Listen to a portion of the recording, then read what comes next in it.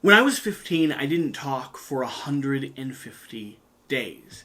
From January 1st all the way down to May 29th, I didn't say a word, make a vocal adulation. I didn't speak.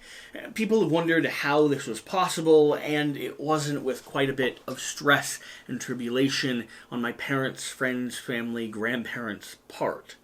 In school, I wrote on a whiteboard, I carried a notepad around with me, and I'd use little bits of sign language to communicate from time to time, but for the most part, I spent that time in reflection, in silence. I spent that time figuring out who I was and who I wanted to be. The completion of that 150 days meant a lot to me. It formed this idea that I was able to embrace, overcome, and challenge myself. That obstacles in front of me were things that I could handle, that I could do. For me, it taught me to be reflective, to listen, to be silent for a moment, and even to this day, at 30 years old, 15 years later, I'm able to fall into silence a lot easier than I would have been, or that I think I normally do. I'm able to be content and comfortable with long stretches of being alone. And I am drawn to the natural habit of being reflective and being inward looking and inward searching. On this channel, on Someone Doing Something, I want to take on a variety of challenges. I have a whole list of them that I've been collecting, and I want to do them for a variety of reasons. One, I like pushing the limits of what I'm able to accomplish and what I'm able to do. I think it'd be very interesting and fun to document these journeys here on the channel, and they all relate to some habit, trait, or element of myself that I want to confront, that I want to work on, that I want to be conscious and put conscious effort behind destroying or building up. So, today, I was going to give you a list of 5 or 6 challenges that I would like to do, similar to that 150-day vow of silence, but not exactly the same. A 150-day vow of silence would be hard at the moment for my career, for this channel, and for my wife. I would still do it if I was able to and I had a moment of respite, but I don't think it's possible to create YouTube videos and grow something new while not speaking. So, the challenges that I have in mind going forward, the stuff that I'm interested in doing, let's start with one of the weirdest ones. I'd like to go for 30 days, for 1 month, only consuming bread and water. Not flavored water, not any fancy bread that I make myself, that I, handcraftingly and lovingly or horribly, bake, and they might have some herbs, they might have some flavor, but I want to spend a month working on being grateful for the bare necessities, for the simple things that we need. I, of course, would supplement with vitamins and pills to make sure that my body is getting all the nutrition that it needs, but this idea comes from a Rabbi Avigdor Miller, who talks so much about being grateful for just a cup of water. How amazing and how wonderful a cup of water is for us, that it completely, gives our body life and energy and is the thing that we need to function, that we can't survive without this one simple, very, very accessible resource, and how blessed we are because of that. And in our current modern day society and culture, we take these things for granted so often. And so, while reading and reflecting on his book called Emunah and Bituchon, Faith, Trust, and Faith, I started thinking about putting this into practice, about working on the habit of being grateful for what it is I'm consuming and what it is I'm drinking, and how I could limit everything else around me so that the only thing I have is this amazing glass of water, this amazing slice of homemade bread, and I get to sit and I get to learn how to be and how to relish these items that are available. So that's the first idea. Second idea, I would like to do another vow of silence. Now, I'm not going to do 150 days until I have an opportunity to do so that doesn't hurt those around me, but around the high holidays this year, Yom Kippur, Rosh Hashanah, the days leading up to those high holidays, I'm probably going to ask my wife for permission and see if she wants to join me on an adventure where we stay silent, or I stay completely silent outside of the prayers, outside of the scripted prayers in shul.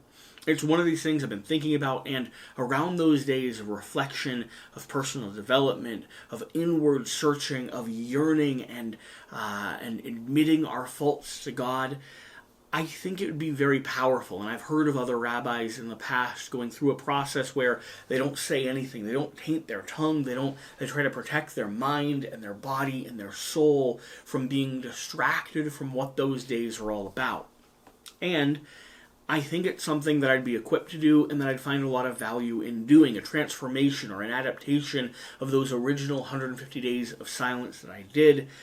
I would love to spend about 2 weeks in complete and utter silence. Now, of course, here on the channel, I'd have to prepare content ahead of time, like I already do during the days of, during the holidays, because I don't want to create content while we're, of course, either offline or focused on coming together as a community and as a family.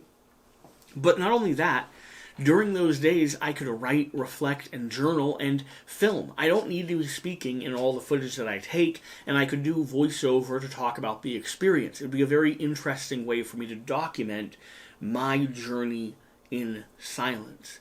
And so I'm looking forward to that. I think it's something that I'm certainly going to try to do.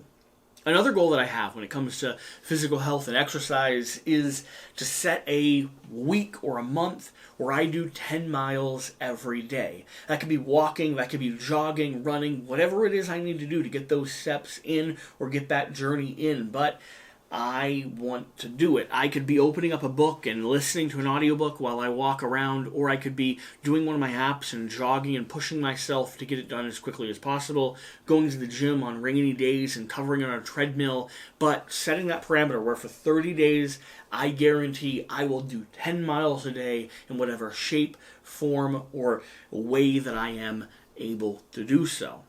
I'm not a good runner, and I love walking, and so it feels like something that could be possible, but that's either an hour of running and jogging for me, maybe a little bit more, or it's about 3 hours of walking. It's a big commitment, but I think it would be good for my health, good for my mental health, my physical health, and an interesting journey to take to show how the body transforms and how healthy I feel at the end of an adventure like that. Another challenge that I would love to do related to the physical health and the exercise framework is something along the lines of 1,000 push-ups in a week, or 1,000 sit-ups in a week, or whatever I'm able to do. Something where I have permission to do it at any time throughout the day.